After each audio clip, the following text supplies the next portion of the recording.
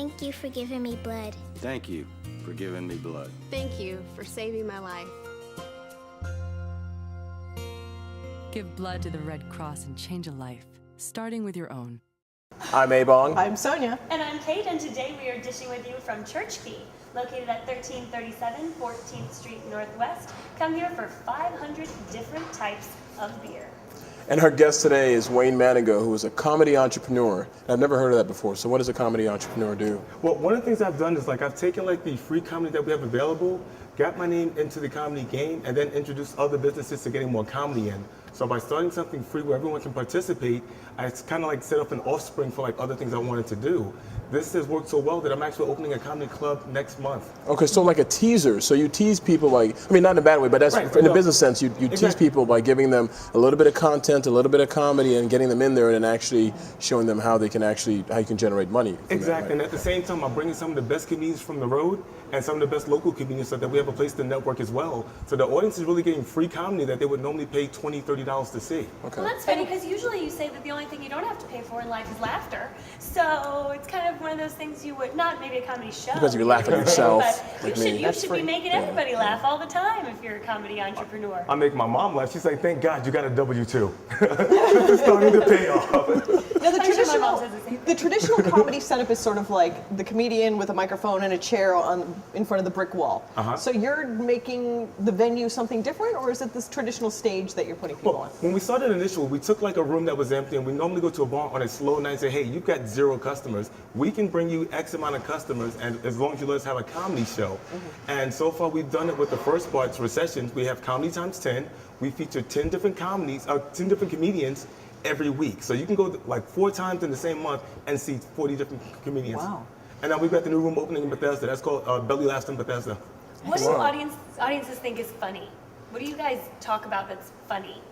Between comics or when we talk to the audience? When you talk to the audience, because I think the audience likes to hear things that have to do with real life. People find real life situations funny. Yep. So do you find that to be true? For myself, no, because I'm a different. Well, I have a different style of comedy than other people, and one of the things I've learned my friends bet me I wouldn't wear this hat. So I'm gonna have more beer after. Pay up. What do you get? Yeah. What did you win in the bet? Pay up, bitches. Well, we'll be drinking all night at the 11th Street Lounge. That's another free comedy show that we're going You mean to. we'll be drinking all night? We'll be drinking. Yes. You're in on We'll it. do the group picture and everything. It's Yeah. told ya. But one of the things I love about doing this with comedy is it's the one field where people are actually willing to share information. Other jobs that are kind of hoarded. Everything I've learned in the last year, I've learned through other comedians. And people say, hey, you know what? If you're going to start marketing, you might want to avoid this. Or, hey, here's certain comics you might want to book because they have an attitude. Or, hey, we just freely share information. And that's something you don't get in other professions. So how do you find the comics? So you said as much as 40 in 1 month. So how do you find comics? You already have this network, or was Well, because I do a lot of the open mics in DC, I get Okay. a chance to meet. And what I tell up-and-coming comedians is that they need to go out and network with the comics. Yeah. If you go to a paid show, if you go to a free show, comics are normally hanging around anyway. They're probably coming from the road.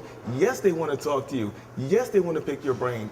I've gotten to the point now that I've set up a comedy class, and I've only been doing it a year.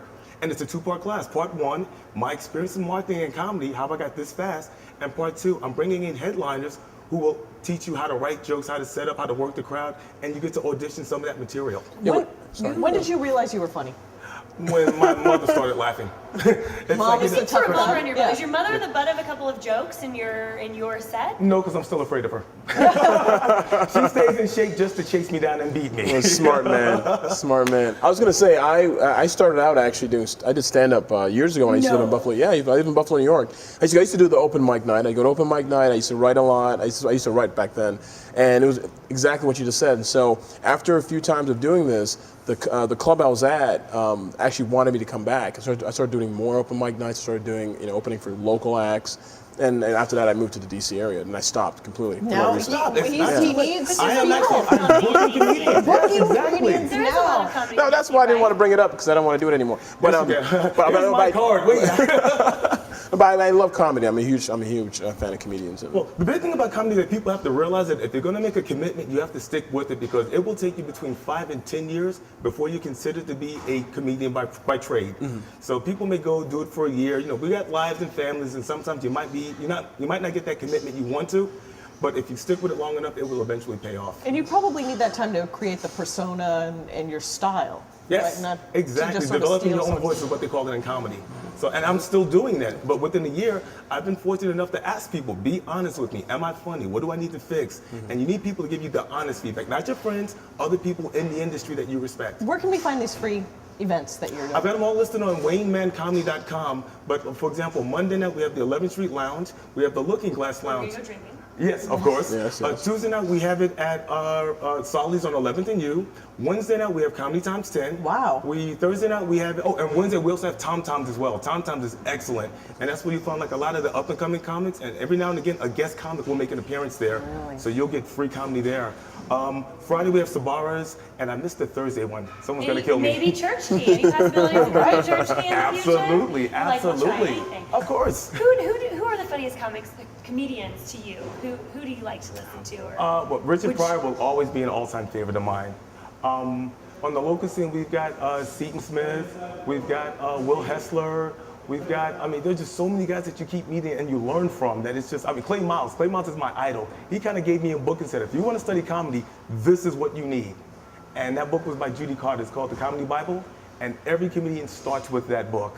Do you think that Bill Cosby is funny enough to not have to pay for food at Ben's Chili Bowl? He was back in the day. No, I think he still is. I saw his last show he did in the late '79, I think it was. He was wearing the brown suit. 79? It was 79. I think it was '79. It was Still hilarious. eating free at No, Ben's Chili Bowl. yeah, but it was really cool. One It good warranted joke. Oh, free really? chili dogs. Really? I'm telling you, it was amazing. It was phenomenal. The fact that they made Obama wait, but Bill can just walk in, that's amazing. Yeah. Well, it's something that we're all going to be looking forward to as we're laughing our tails off at you, I guess. Thanks for letting us know about free comedy in Thanks the for district. having me. And all the things you're doing to make it a funnier place to live and be. Uh-huh. Let us No, know this what is you like the think one time that we can really do the nudge, nudge, wink, wink. Let us know what you think about this episode and all of our other episodes by following us on Facebook and commenting on our Facebook fan page. As always, thanks for joining us on this episode of The District Dish.